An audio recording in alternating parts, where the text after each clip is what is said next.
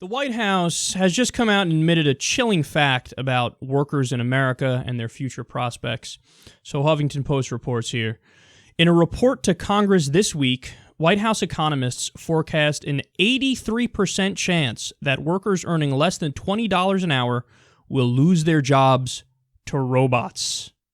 Wage earners who receive up to $40 in hourly pay face a 31% chance they'll be replaced by robots, while workers who are paid more than $40 an hour face much lower odds, about 4% of losing their jobs to automation.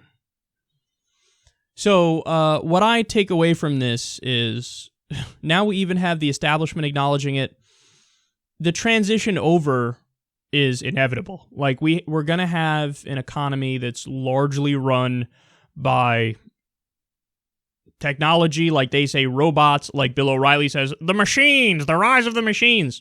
Skynet, some would say.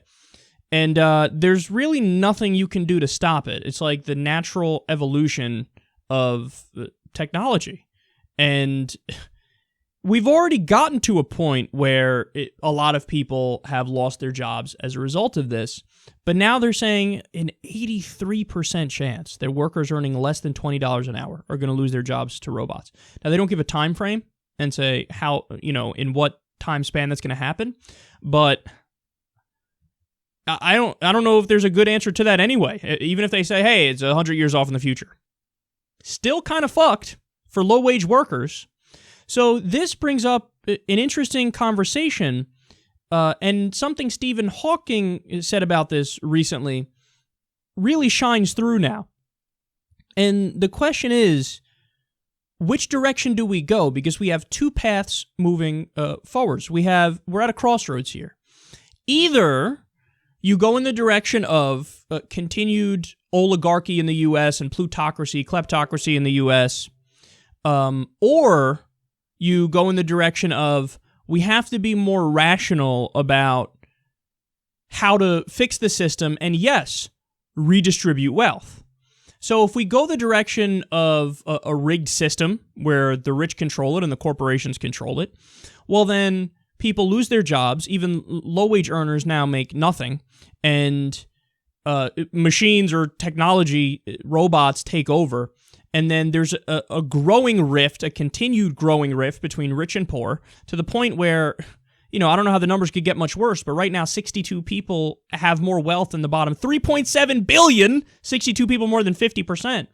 Well, are we going to get to a point where like 100 people have all the money, all the wealth in the world, or 1,000 people have all the money, all the wealth, and everybody else has like 0.5% and we share it among billions of people? That's a recipe for disaster. I mean, that's a recipe for legit revolution, or I mean, I hate to sound Alex Jonesy here, but that is a recipe for, would elites take some sort of measure, whether it's forced sterilization or controls on how many kids you can have or some sort of depopulation efforts? I mean, if it gets to that point, what other option is there? You got billions of pissed off people who have no way of fucking feeding themselves and keeping a roof over their head, and you got everything. That's a weird sci-fi, path we go down there. It's a weird thriller kind of movie that actually becomes real life.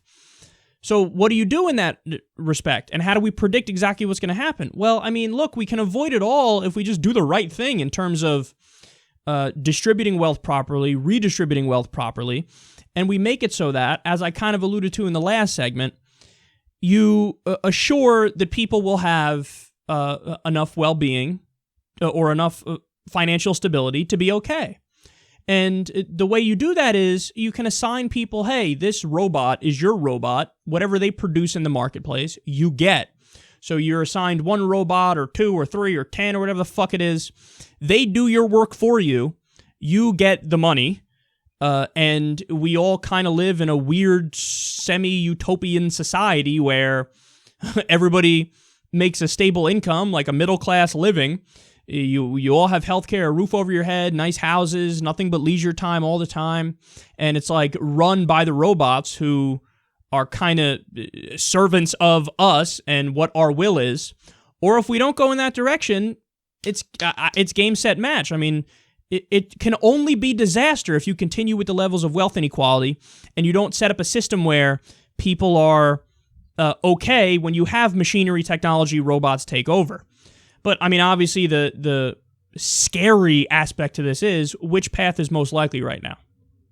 We all know what it is.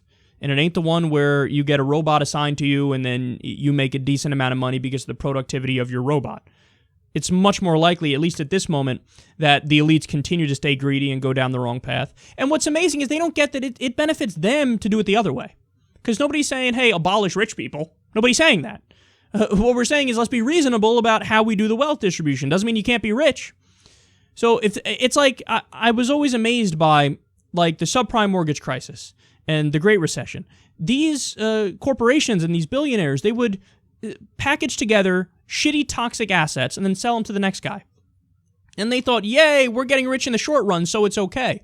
But you idiots, in the long term, you're crashing the economy, which is going to come to bite you in the ass. You know, when historically in the U.S., when you had the rich people making 25, 26% of all the income, the top 1% making 26%, that leads to recessions and depressions because then people can't afford to go buy the goods of the so-called captains of industry that they make. So when you have that, it sucks for everybody in the long run. And when you have a better wealth distribution between 9% and 12% of the income going to the top 1%, then we have a stable system. So they don't get that doing better or redistribution of wealth that makes sense actually benefits them in the long run too. But they're so greedy in the short run and in the short term that they can't see straight and they don't know how the system works, so they don't know it's all going to come crashing down on them if all they care about is profit in the short term. And this is exactly what we're looking at here. Either we go in the right direction with wealth distribution or we go in the wrong direction, and it's a disaster for all of humanity.